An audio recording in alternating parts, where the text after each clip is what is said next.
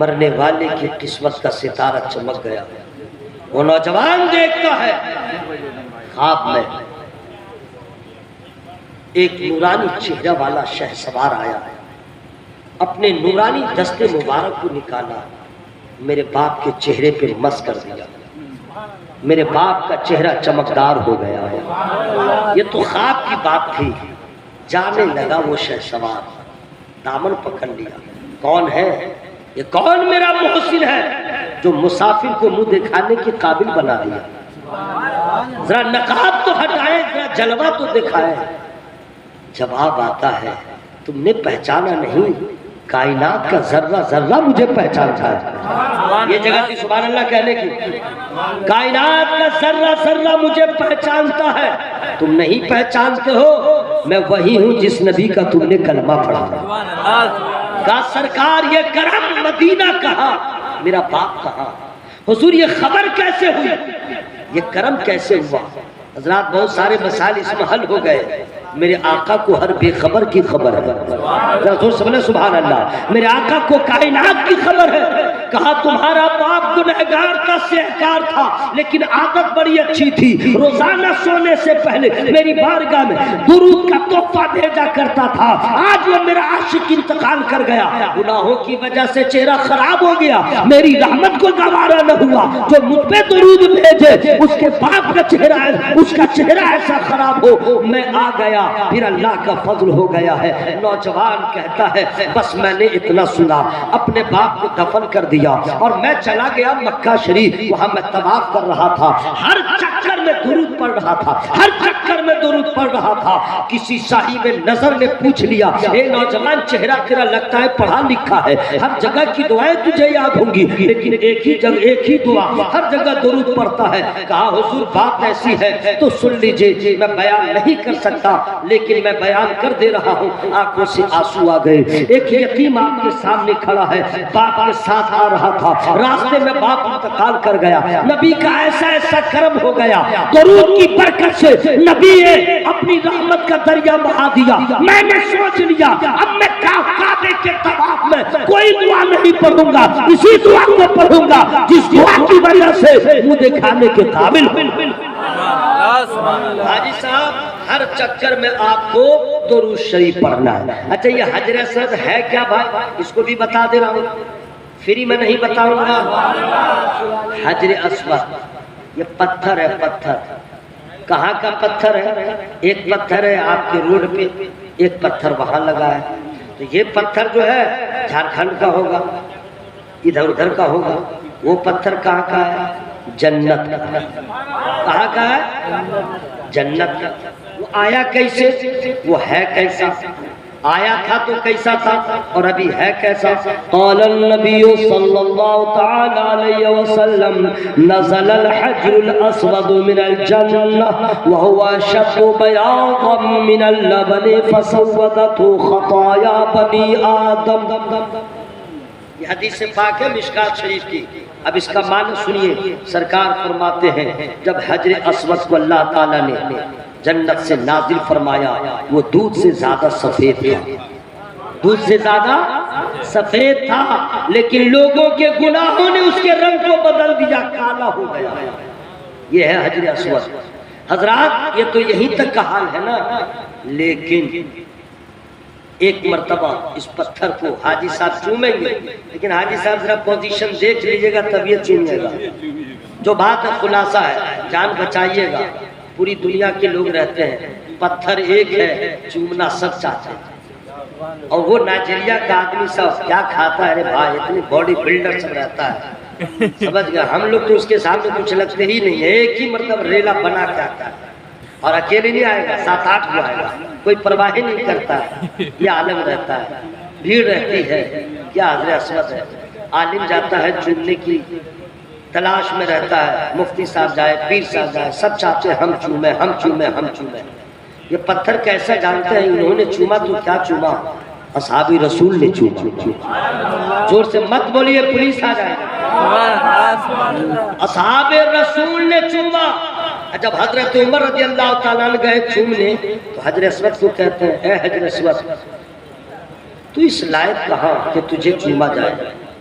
عمر تجھے کبھی نہیں چومتا، عمر نے دیکھا ہے کہ تجھے میرے نبی نے چوما ہے، تو عمر اپنے نبی کی سنت ادا کرا۔ رسول سے بولے سبحان اللہ۔ حضرات یہ پتھر ہے جسے آپ نے چوم لیا، آپ کے گناہ کو چوس لیا، تو کیا معاملہ ختم ہو گیا؟ اب اس پتھر کا کمال سنیے۔ سرکار فرماتے ہیں میدان محشر میں یہ حجر اسود ہوگا اور اللہ تعالیٰ اسے آنکھ بھی عطا کرے گا، کان بھی عطا کرے گا، زبان بھی عطا کرے گا، اور وہ پتھر میدان محشر میں گواہی دے گا ان لوگوں کے لیے جس نے اسے چوما ہے، اے مولا اس نے چوما ہے، اے مولا اس نے چوما ہے۔ پھر کیا ہوگا؟ حجر اسود کی گواہی ہوگی، حاجیوں کی رہائی ہوگی۔ اتنا قیمتی پتھر ہے حضرات، اتنا قیمتی پتھر۔ اور حضرات مستجاب، میں صرف اتنا ہی بتاؤں تو سمجھے وقت ختم ہو جائے گا، لیکن تھوڑا تھوڑا میں بتا دے رہا ہوں۔ رکن اسود سے لے کے رکن یمانی کے بیچ میں جو جگہ ہے اسے مستجاب کہتے ہیں۔ کتنی پیاری جگہ جانتے ہیں؟ 70,000 فرشتے وہاں پہ ہر وقت رہتے ہیں صرف آمین کہنے کے لیے۔ یعنی اس جگہ کوئی آدمی دعا کرے تو فرشتے آمین کہیں۔ لیجئے کتنا لیجئے گا، اللہ نے آپ کو مہمان بنایا ہے۔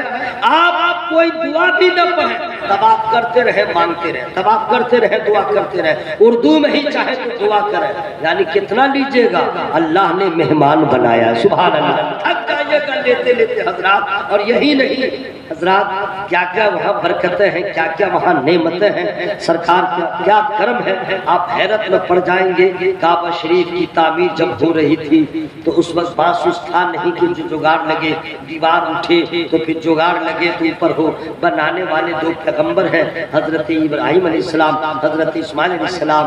اب وہاں پہ دیوار آ گئی سینے تک، اب کیسے انتظام ہو؟ تو جانتے ہیں نہ باس تھا کہ جگاڑ لگے، نہ سیڑھی ہے کہ جگاڑ لگے، پتھر پہ کھڑے تھے اور اسی پتھر پہ کھڑے ہو کے جگاڑ تعمیر کر رہے تھے۔ اللہ کی قدرت، جیسے جیسے دیوار اٹھے ویسے ویسے پتھر اٹھے۔ رسول سے بولیے سبحان اللہ۔ جیسے جیسے دیوار اٹھے ویسے ویسے وہ پتھر اٹھے۔ کعبے کی تعمیر مکمل ہو گئی، وہ پتھر معمولی نہیں رہا، حضرت ابراہیم علیہ السلام کے پائے مبارک کا نقش ہو گیا۔ اب وہ جائے گا تو کہاں جائے گا؟ کعبہ کے سامنے ان کے پائے نقش کو، ان کا جس پتھر پہ نقش ہے بالکل ایسے جیسے ہم لوگ کیچڑ میں پاؤں رکھتے ہیں تو پورا نشان بن جاتا ہے، پتھر پہ ان کا پاؤں پڑا، نشان بن گیا ہے۔ اور اللہ تعالیٰ نے اس کو وہ مقام دے دیا ہے، فرمایا وَاتَّخِذُوا مِن مَّقَامِ إِبْرَاهِيمَ مُصَلًّى، وہیں پہ ہر طواف کرنے والے کے لیے 2 رکعت نماز پڑھنا ضروری ہے، اور اس کو آج تک محفوظ رکھا گیا ہے۔ جو حاجی حج کرنے جاتا ہے قدم ابراہیم علیہ السلام کے نقش کا دیدار بھی کرتا ہے، وہیں پہ رکھا ہوا۔ جی ہاں، کعبہ شریف کو آپ کیا سمجھتے ہیں؟ جتنی چڑیا اڑ لے، جتنا کبوتر اڑ لے، ادھر اڑے ادھر اڑے، لیکن کعبے کے اوپر نہیں جائے۔ رسول صلی اللہ علیہ سبحان اللہ، کعبے کے اوپر نہ جائے۔ رحمتیں کتنی برستی ہیں، اگر کوئی پرندہ بیمار ہو جاتا ہے وہ ڈاکٹر کے پاس نہیں جاتا، وید کے پاس نہیں جاتا ہے، مکہ شریف کی کعبے کے ہواؤں میں سانس لیتا ہے، وہ خود بخود ٹھیک ہو جاتا ہے۔ حضرات اب کتنا لیجئے گا، لیتے رہیے۔ طواف آپ نے کر لیا، 7 چکر لگا لیا۔ اب 7 چکر لگانے کے بعد 2 رکعت نماز پڑھیں مقام ابراہیم کے پاس۔ وہاں بہت بھیڑ رہتی ہے تو کہیں بھی آپ چاہیے وہیں پہ آپ 2 رکعت نماز پڑھ لیجئے۔ پھر اس کے بعد سامنے کعبہ ہوگا اور سوالی کا ہاتھ اٹھا ہوگا، مانگیے دعا۔ کعبہ وہ جگہ ہے جہاں جس کو دیکھنا عبادت، جس کا طواف کرنا عبادت۔ کعبے کو دیکھتے رہیے اور دعا کرتے رہیے، وہ دعا قبول۔ مقام ابراہیم کے پاس دعا کریں، وہ دعا قبول۔ پھر آگے بڑھے، زمزم پی لیجیے۔ اب زمزم کے بارے میں آپ لوگ کو معلوم ہونا چاہیے، سعودی حکومت جو آج کل زمزم کو بیچ رہی ہے۔ زمزم پہلے نہیں کہ فری ہے، جتنا لے جاؤ جتنا لے جاؤ، ابھی حکومت بیچ رہی ہے۔ 12.5 ریال وہ لیتے ہیں، 12.5 ریال ایئرپورٹ پہ۔ تب آپ کو 5 لیٹر آپ کو زمزم ملے گا۔ زمزم کی بات کیا ہے جانتے ہیں؟ سرکار فرماتے ہیں جو جس نیت سے زمزم کو پیے گا اللہ تعالیٰ اس میں کامیابی عطا کرے گا۔ رسول سے بولے سبحان اللہ۔ جس نیت سے پیے گا، حاجی صاحب وہاں آپ رہیں گے، جتنا چاہیں اتنا پیے، کچھ بوتل وغیرہ رکھ لیجئے گا، چونکہ عزیزیہ میں قیام ہوگا تو بھر لیا کیجئے گا 1 لیٹر والا 2 لیٹر والا، اور وہاں اپنا پیتے رہیے گا۔ باقی جب جائیے گا حرم میں پیجئے گا۔ اللہ تعالیٰ آپ کے سفر کو آسان فرمائے، آپ کے حج کو قبول فرمائے، آمین تو بولو بھائی، آمین۔ آپ کس کی دعا قبول ہوگی اللہ جانتا ہے، سبحان اللہ۔ حضرات اب یہاں سے زمزم پیے، اب چلے صفا مروہ، یہ وہی پہاڑ ہے جس پہاڑ کا بیان قرآن میں ان الصفا والمروہ من شعائر اللہ، یہ دونوں پہاڑ اللہ کی نشانیوں میں سے نشانی ہے۔ جی حضرت حاجرہ دوڑی تھی اپنے بچے کے لیے پانی کی تلاش میں، اللہ تعالیٰ کو یہ ادا اتنی پسند آئی، آج بھی حاجی جائے گا یہاں سے وہاں دوڑنا پڑے گا، یعنی چلے گا۔ حضرات جانتے ہیں سرکار فرماتے ہیں کہ صفا پہاڑ پہ کھڑے ہو جاؤ، کعبے کی طرف نظر کرو، اور اس کے بعد جو دعا کرو گے وہ دعا قبول، سبحان اللہ۔ اب آپ چلے گئے مروہ پہ، مروہ پہاڑ پہ کھڑے ہو جائے، جو دعا کرے وہ قبول، یعنی مقام ابراہیم کے پاس جو دعا کرے قبول، مستجاب کے پاس جو دعا کرے قبول، یعنی اللہ نے مہمان بنایا ہے، اس کا انتظام کتنا اعلیٰ ہے، آپ تھک جائیں گے۔ حضرات جب تک حاجی عبدالقیوم صاحب حج کا ایام نہ آئے وہ عزیزیہ میں ٹھہریں گے، فری میں بس سے آتے رہیں گے جاتے رہیں گے، عمرہ بھی کریں، طواف زیارت طواف بھی کریں، قرآن کی تلاوت بھی کریں، کرتے رہیں گے۔ اب آ گیا حج کا مسئلہ یہ ہے، قسم خدا کی تڑپ ہو رہی ہے، کاش کہ میں بھی جاتا، کاش کہ آپ لوگ بھی جاتے۔ اللہ تعالیٰ کا بڑا احسان ہوتا ہے جس سے حج کرنے کی توفیق مل جاتی ہے، بہت بڑی بات ہے جناب۔ حج کو کیا سمجھتے ہیں، پوری دنیا کے لوگ آتے ہیں، رنگ کالا ہوتا ہے، گورا ہوتا ہے، جیسا بھی ہوتا ہے، لیکن کلر سب کا ایک ہوتا، لباس 40 لاکھ سے زیادہ کا مجمع ہوتا ہے میدان عرفات میں، سبحان اللہ سبحان اللہ۔ حضرات مینا وہ جگہ ہے جس جگہ کا کیا پوچھنا، یہ 5 دن کا رنگ ہی الگ رہتا ہے۔ بس 8 سے حج شروع ہوگا، قیام مدینہ مینا میں ہوگا، 9 تاریخ کو پہنچیں گے عرفات میں۔ عرفات وہ جگہ ہے جہاں حضرت آدم و حوا علیہ السلام کی ملاقات ہوئی تھی، حج وہی مکمل ہوتا ہے۔ اگر حاجی سارے ارکان پورے کر رہے ہیں اور 9ویں تاریخ کو عرفات کے میدان میں نہ پہنچے، اس کا حج ہی نہیں ہوگا۔ میدان عرفات میں 9 تاریخ کو قیام کرنا بہت ضروری ہے، حج ہو گیا۔ حضرات رات 10ویں کی آئے گی، مزدلفہ میں گزارنا ہے، اور پھر جب 10ویں کا دن آ جائے گا پھر سب سے پہلے شیطان کو مارنا ہے، اور اس کے بعد جو ہے بال مڈا لینا ہے، اس کے بعد جو ہے اپنے لباس میں آ جانا ہے، پھر جا کر کے طواف زیارت کر لیں، پھر آ جائے، اور پھر اس کا شیطان کو بھی مار لیا۔ 11 تاریخ کو تینوں شیطان کی پٹائی ہوگی، 12 تاریخ کو تینوں شیطان کی پٹائی ہوگی، حج مکمل ہو گیا۔ حج کرنے سے ہوتا کیا ہے، تابعوا بین الحج والعمرہ فإنہما ينفیان الفقر والذنوب۔ سرکار فرماتے ہیں حج عمرہ ملا کر کرو، یہ دونوں غریبی کو، گناہوں کو ایسے مٹا دیتے ہیں جیسے بھٹی کی آگ لوہے کے زنگ کو مٹا دیتی ہے، اور حج کا ثواب جنت کے سوا کچھ نہیں ہے، یہ ہوتا حج کا فائدہ۔ حضرات حج تو مکمل ہو گیا، گناہ اللہ نے آپ کے گناہوں کو معاف کر دیا۔ نبی فرماتے ہیں جو آدمی حج کر لیتا ہے وہ گناہوں سے ایسے پاک ہو جاتا ہے جیسے آج ہی اس کی ماں نے اسے جنم دیا۔ سبحان اللہ، ذرا زور سے بولے سبحان اللہ، ذرا ہوا میں ہاتھوں کو بڑھا کے بولے یا رسول اللہ۔ حضرات حج کرنے کی فضیلت، اللہ تعالیٰ سارے گناہوں کو معاف فرما دیتا ہے، اور جب حج مکمل ہو گیا تو کیا کہنے، صبح کعبہ مقدس میں، صبح کعبہ مقدس میں، اور طیبہ میں شام ہو جائے، جس نے حج کر لیا محبت سے، جس نے حج کر لیا محبت سے، اس پہ دوزخ حرام ہو جائے، اس پہ دوزخ حرام ہو جائے۔ اللہ تعالیٰ حاجی صاحب کے حج کو قبول فرمائے۔ حضرات حج مکمل ہو گیا ہے، اب حج ہو گیا ہے تو پوچھئے مفتی صاحب قبلہ سے، پیر صاحب سے، حضور حج مکمل ہو گیا، ملا کیا اللہ کی جانب سے تحفہ؟ تو تحفہ یہ ملا ہے کہ اللہ نے سارے گناہوں کو معاف فرما دیا ہے۔ سبحان اللہ۔ حضرات گناہ کا معاف ہونا اور ہے، جنت کی بشارت سننا اور ہے، گناہ معاف ہونا اور ہے، جنت کا پروانہ ملنا اور ہے۔ مکے میں حج ہو گیا لیکن جنت کا پروانہ نہیں ملا ہے، جنت میں حج، مکے میں حج ہوا ہے تو گناہوں کی مغفرت کا مژدہ ملا ہے۔ حضرات یہی تو کہنا ہے، کچھ لوگ سوچتے ہیں مدینہ شریف جانا ضروری نہیں ہے، حج تو ہو گیا ہے، لیکن ہگلولوں بھگلولوں کو کیا معلوم، کچھ لوگ جھگڑا کرتے ہیں کہ کعبہ افضل ہے، مکہ افضل ہے یا مدینہ افضل ہے، کچھ لوگ اس میں بحث کرنے لگتے ہیں تو ان کو پکڑ کے سرکائی شریف ہوتے ہوئے بھایا بریلی شریف لے جائیے گا اور اعلیٰ حضرت سے پوچھئے گا حضور مکہ افضل ہے یا مدینہ افضل ہے، تو اعلیٰ حضرت کا جب آئے گا کعبہ نہ صحیح افضل، مکہ ہی بڑا صاحب، طیبہ نہ صحیح افضل، مکہ ہی بڑا صاحب، ہم عشق کے بندے ہیں کیوں بات بڑھائی۔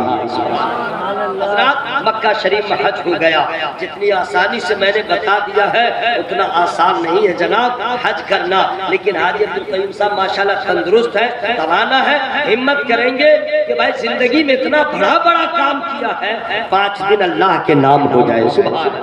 سبحان اللہ، ہمت سے کام لینا ہے، کبھی بھی آپ کو کہیں گھبرانا نہیں ہے، کیونکہ بہت اپنی قسمت پہ ناز کیجئے، وہاں جانے کے بعد اتنا روئیے گا آٹومیٹک آنسو گرتا ہے، کعبہ سامنے ہو آنکھوں میں آنسو نہ ہو، یہ کیسا جانا ہے، پتھر بھی وہاں موم ہو جاتا ہے جناب، کعبے کی تجلیات ایسے ہیں، ایک ایک گناہ یاد آتا رہتا ہے، کبھی خوشی کے آنسو گریں گے، مولا میں اس لائق نہیں تھا کہ کعبے کی زیارت ہوتی، مولا میں اس لائق نہیں تھا میں یہاں آتا، آج تیرا کتنا بڑا احسان ہے۔ حاجی عبدالقیوم صاحب نے بلڈنگ بنایا ہوگا، گاڑی لیا ہوگا، دولت جمع کیا ہوگا، بچے کی شادی کیا، بیٹے کو انجینئر بنایا، ساری چیزیں، لیکن وہ خوشی حاصل نہیں ہوئی ہوگی جب وہ کعبے پہ نظر پڑے گی، کعبہ سامنے ہوگا، وہ خوشی نہیں ملے گی، تب یہ پچھتائیں گے کاش کہ 10 سال پہلے میں آ گیا ہوتا، کاش کہ میں 15 سال پہلے آ گیا ہوتا، کاش کہ میں آج اپنے بیوی کے ساتھ آیا ہوں، مولا اتنا دے دے کہ پورے کنبہ کے ساتھ آ جائے۔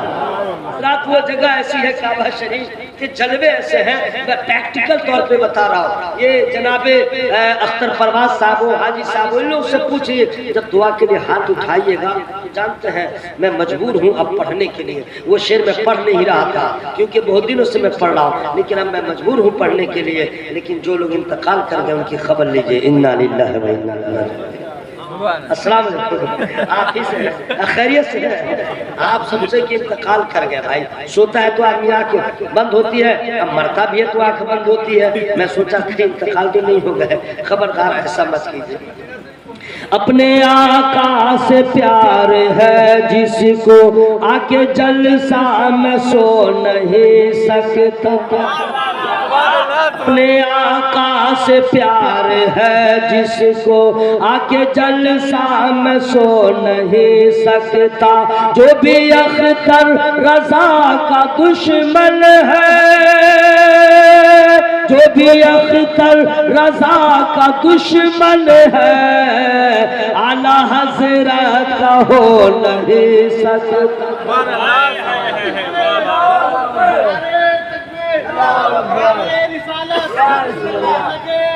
زندہ باد زندہ باد، اللہ اعلیٰ حضرت کا ہو نہیں سکتا۔ حضرات اب توجہ دیجئے، سبحان اللہ سبحان اللہ، جب بھی کعبہ شریف کے سامنے ہاتھ اٹھتا ہے تو جتنے اپنے ہیں ان کی یاد آتی ہے،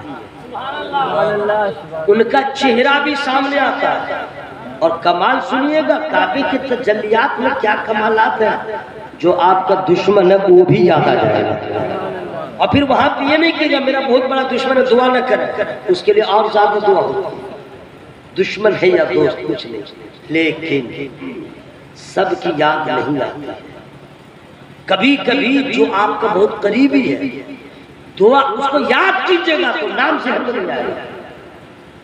میں اس میں حیرت میں تھا، میں بھی الحمدللہ رمضان شریف میں گیا تھا، سرکار نے بلایا، بار بار بلایا، بڑا احسان ہے۔ میں اس لیے کہتا ہوں نا کہ پیسوں کے بل پہ آدمی مکہ شریف نہیں جاتا ہے، عشق کی بنیاد پہ جاتا ہے۔ میرے جیسا غریب آدمی کتنی بار الحمدللہ سفر کیا، سرکار کا کرم۔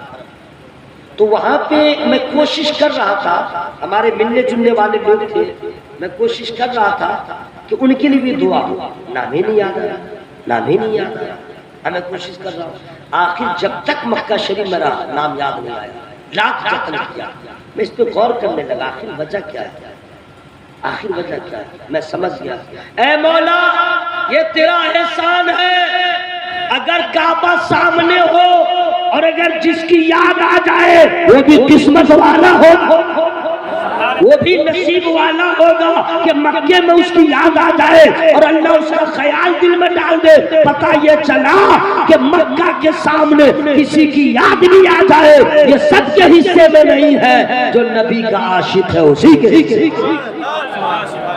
یاد رکھیے گا۔ تو حضرات اب چلیے میں شارٹ کر دے رہا ہوں، ہو گیا ہے اور آپ لوگ تو چاہتے میرا جنازہ ہی اٹھ جائے، جلدی ہی ختم ہو جائے۔ بہن سورہ اللہ مبارک فرمائے حج ہو گیا، گناہ معاف ہوا، اب جنت کا پروانہ ملا ملا، اب کیا ہوگا؟ اعلیٰ حضرت فرماتے ہیں گھبراؤ مت، حاجیو آؤ شہنشاہ کا روضہ۔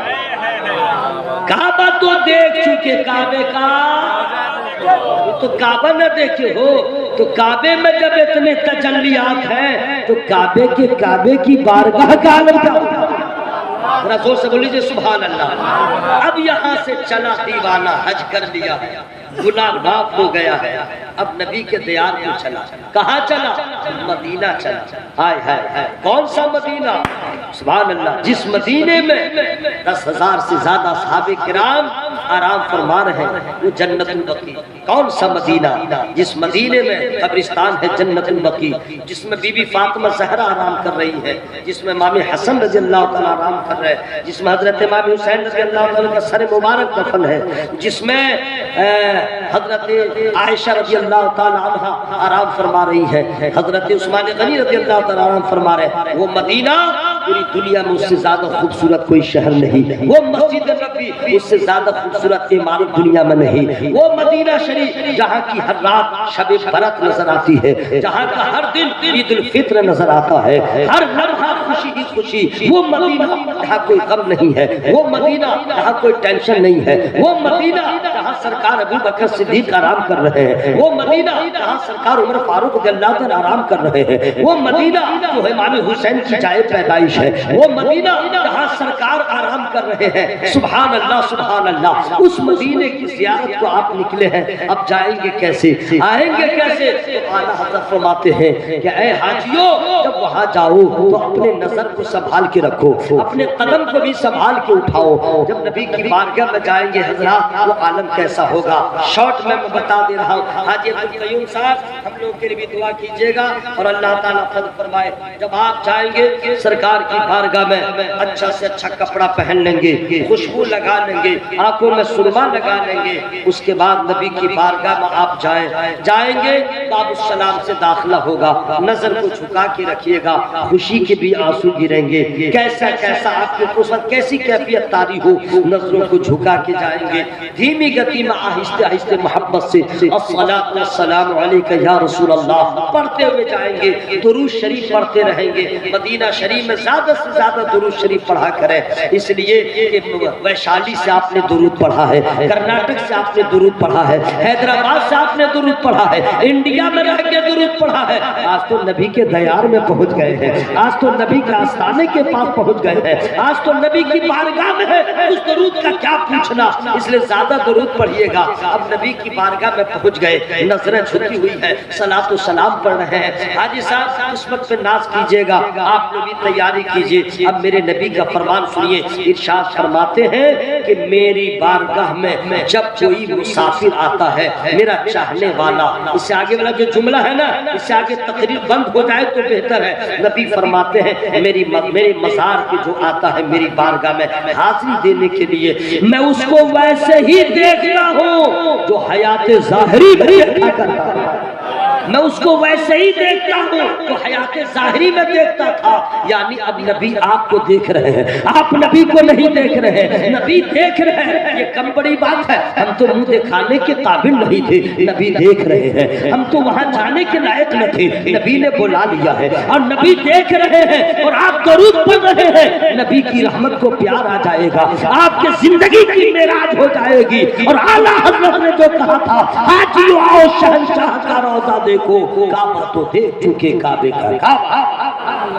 حضرات اب سبحان اللہ سبحان اللہ، ایک دن ملے گا موقع، مدینے میں جنت کی کیاری بھی ہے، اور جو سب سے بڑا تحفہ تھا وہ میں سنا دے رہا ہوں، مکہ شریف میں حج مکمل ہوا، گناہ معاف ہوا، جنت کا پروانہ مدینہ شریف میں ملتا ہے۔ سبحان اللہ، مدینہ شریف میں کہاں ملتا ہے؟ سرکار فرماتے ہیں منظار قبری وجبت لہو شفاعتی، جس نے میرے قبر کی زیارت کیا، جس نے میرے روضے کی زیارت کیا، میری شفاعت اس کے لیے واجب ہو گئی۔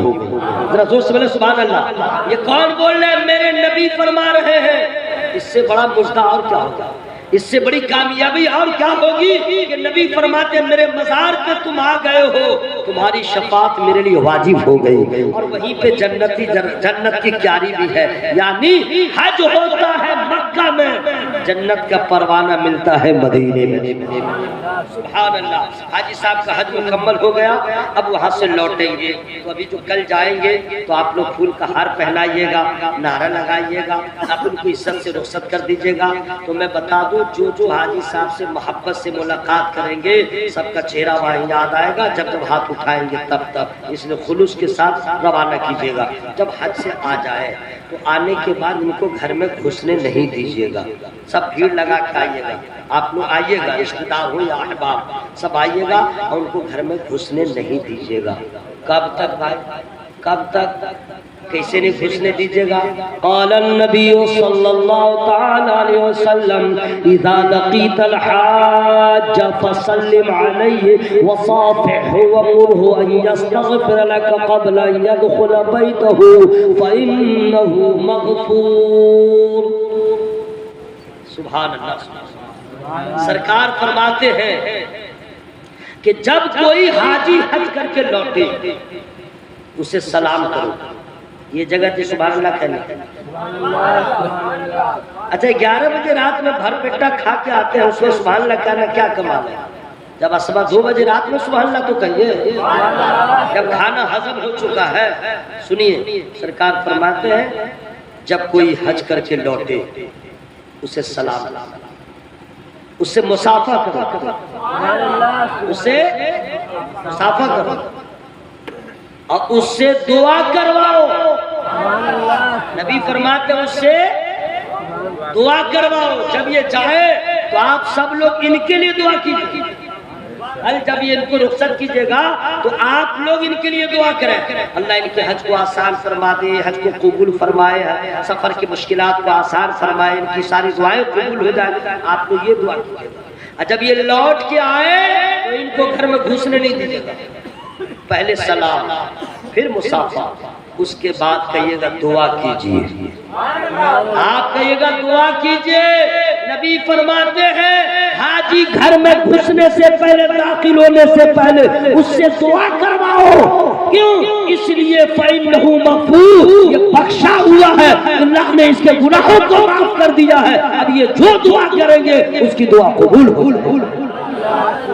اللہ تعالیٰ حاجی صاحب کے حج کو قبول فرمائے، اور یہ دعا کرتے ہیں تو ہم لوگ کی بھی حاضری ہو جائے۔ اور آپ لوگ جو ہے بلڈنگ بناتے ہیں تو راتوں رات نہیں بناتے ہیں، پیسہ انتظام کرتے ہیں، بچے کی شادی کرتے ہیں، انتظام کرتے ہیں، تو مدینہ شریف جانے کے لیے بھی انتظام کیجیے۔ جس کے اوپر حج فرض ہے اس کو کسی انتظام کی ضرورت نہیں، جو غریب ہے جس کے پاس پیسہ نہیں، حج فرض نہیں ہے، تو اس کے لیے ضروری ہے 100 روپیہ جمع کرے، 1000 جمع کرے، اور اللہ تعالیٰ اتنا ثواب دے گا، اتنی برکتیں دے گا۔ اگر آپ کے اوپر حج فرض نہیں ہے عمرہ کر لیجئے، 80-90 ہزار میں مدینہ شریف کی زیارت ہو جائے۔ لیکن یہی گزارش کروں گا آپ لوگوں سے، جب میرے جیسا غریب آدمی 800 روپے جب میری تنخواہ تھی، 800 سن 2000 میں 800 روپے میری تنخواہ تھی، میں کلکتہ میں اسی میں نماز پڑھاتا تھا 800، اور اس وقت میں چلا گیا مدینہ شریف۔ جب غریب جا سکتا ہے تو آپ لوگ کیوں نہیں جا سکتے؟ ایک ایک روپیہ جمع کریں، ایک ایک روپیہ، کیونکہ مرنے سے پہلے یہی تمنا کیجئے کچھ دیکھوں یا نہ دیکھوں، ایک بار نبی کا دیار دیکھ لیں۔ اور حاجی صاحب جب لوٹے اپنے بچوں کے لیے، انجینئر صاحب ہیں ان کے بیٹے، پھر عامر سہیل صاحب جتنے ہیں سب کریں، آپ نے بھی ارادہ کر لیجئے۔ اور درود شریف اگر مدینہ شریف جانا ہے تو پیسہ رہے نہ رہے ایک کام کر لیجئے، انشاءاللہ ٹکٹ کٹ جائے گا۔ کام کیا کرنا ہے؟ 1 روپیہ نہیں لگے گا، 1 روپیہ نہیں لگے گا، انشاءاللہ ٹکٹ کٹے گا۔ سونے سے پہلے روزانہ 100 مرتبہ درود پڑھا دیجئے، سونے سے پہلے روزانہ 100 مرتبہ درود پڑھیے، اور درود پڑھیے اس تصور میں مولا آج اتنی دور سے پڑھ رہا ہوں، وہ دن لا دے کہ سامنے گنبد خضرا ہو دیوانہ درود پڑھتا ہے۔ میری گفتگو میں جو چھوٹی بڑی غلطیاں ہو گئی ہوں، میں رب کی بارگاہ میں توبہ استغفار کرتا ہوں، سب لوگ شامل ہو جائیں، زور سے پڑھیں استغفر اللہ، زور سے استغفر اللہ ربی من کلی ذنب واتوب الیہ۔ اور مفتی صاحب قبلہ، پیر صاحب قبلہ سے گزارش کر رہا ہوں کہ وہ ضروری مسائل حاجی عبدالکریم صاحب کو بتا دیں، مسافر کب ہوں گے، مقیم کب ہوں گے، ورنہ وہاں ایک سے ایک مفت کا مفتی گھومتا رہتا ہے۔ انشاءاللہ ہم لوگ سب کے سب کلمہ شریف پڑھیں، لا الہ الا اللہ محمد رسول اللہ صلی اللہ علیہ وسلم۔ السلام علیکم ورحمۃ اللہ۔